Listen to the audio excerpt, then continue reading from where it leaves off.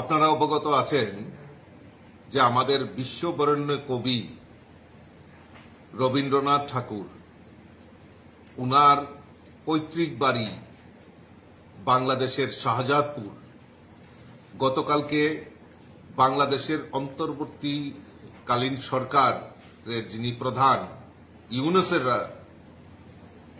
নেতৃত্বে যে সরকার পরিচালিত হচ্ছে, অত্যন্ত পরিতাপের বিষয় আমাদের এই বিশ্ববরেণ্য কবি, যিনি আমাদের এই ভারতবর্ষে নয় সারা বিশ্বকে একটা সুদৃঢ় পথ দেখিয়েছেন, সেই বিশ্ববরেণ্য কবি রবীন্দ্রনাথ ঠাকুরের বাড়িতে, পৈতৃক বাড়িতে হামলা সংঘটিত হয়।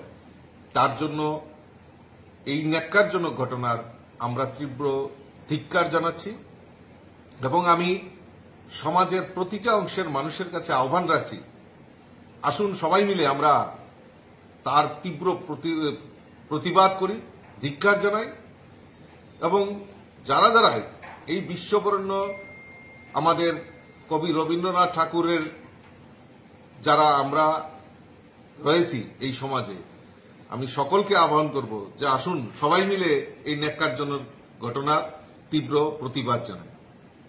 আমরাও সিদ্ধান্ত নিয়েছি আমাদের পার্টির তরফ থেকে, আজকেই আমরা আমাদের যে বাংলাদেশ ভিসা অফিস রয়েছে সেখানে আমরা এই প্রতিবাদে সামিল হব। আমি সমাজের এবং আমাদের ভারতীয় জনতা পার্টির কার্যকর্তা, বিধায়ক বিধায়িকা থেকে শুরু করে সকলকে বলবো যে আমরা এই তীব্র ধিক্কার মিছিলে আমরা সবাই সমবেত হব এবং পরবর্তী সময়ে আরো বিভিন্ন জায়গায় আমরা বিভিন্ন কর্মসূচির মাধ্যমে এই ন্যাক্কারজনক ঘটনার জন্য আমরা সবাই প্রতিবাদে সামিল হব। আমি সকলকে এই প্রতিবাদে অংশগ্রহণ করার জন্য আমি বিনম্রভাবে অনুরোধ রাখছি। নমস্কার।